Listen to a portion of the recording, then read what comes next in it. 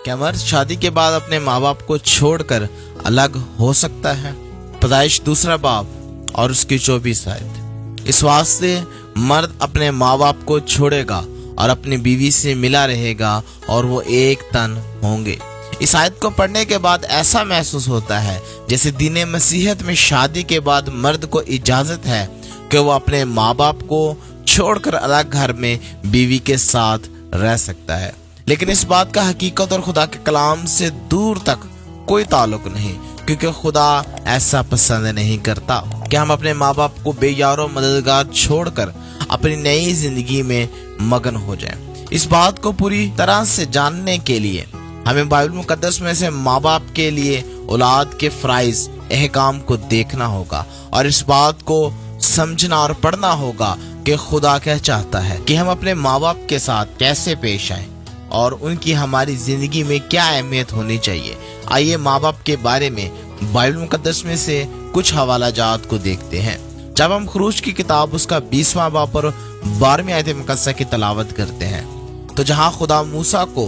10 अहकाम देता है, उनमें से 5वां हुक्म खुदा माँ बाप के बारे में देता है और ये इंसान के बारे में पहला हुक्म था जो खुदा ने 10 अहकाम में दिया और वो हुक्म माँ और बाप की इज्जत करना था। और ये वाहिद हुक्म था जिसके साथ खुदा ने बरकत का ऐलान किया कि अगर इंसान ऐसा करेगा तो खुदा उसकी उम्र को दराज करेगा, क्योंकि ये हुक्म हमें इस बात को समझाने की कोशिश करता है कि खुदा हमसे अपनी इज्जत के बाद माँ बाप को इज्जत देने का हुक्म देता है और चाहता भी है कि जैसे हम आसमानी बाप की इज्जत करते हैं, उसके फर्माबरदार हैं, वैसे ही हम अपने रूहानी और जिस्मानी माँ बाप के भी रहें ताकि हमारी उम्र दराज हो। अगर हमें मिसाल 23-25 देखते हैं तो खुदा का बंदा हुक्म देता है कि अपने माँ बाप को खुश कर और अपनी वालदा को शादबान रख। और यही बात हमें इफिसियों 6:1 और कुलसियों 3:20 में मिलती है,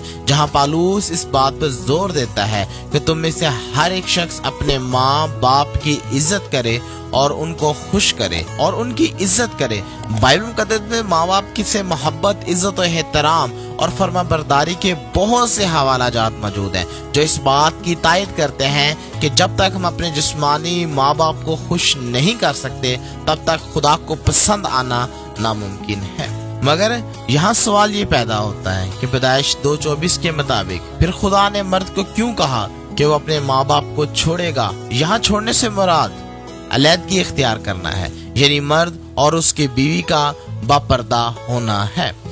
वो एक तन है, यानी औरत का जिस्म उसके मर्द का है और मर्द का जिस्म उसकी बीवी का है और उनके दरमियान कोई पर्दा नहीं, मगर बाकी खानदान से अज़वाजी रिश्ते का पर्दा इख्तियार करे। यहाँ छोड़ने से ये भी मुराद ली जा सकती है कि मर्द पहले अपने खानदान के साथ अपने आराम गाह में रहता था, मगर शादी के बाद अपनी बीवी के साथ उस आराम गाह में अलहदगी इख्तियार करे।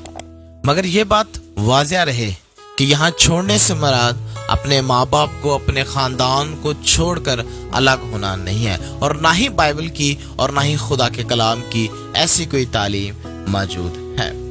मगर यहाँ पर बहुत से लोगों के दिलों में ये सवाल आएगा कि बाइबल मुकद्दस में से खुदा के बंदे नबियों ने अपनी बीवियों के साथ अलग घर में रहे, क्या खुदा उनको मना नहीं कर सकता था? तो खुदा ने उनको मना क्यों ना किया? तो मैं आपको बताता चलूं कि आसारे कदीमा की खुदाई से हमें इस बात का जवाब मिलता है कि उस वक़्त के घर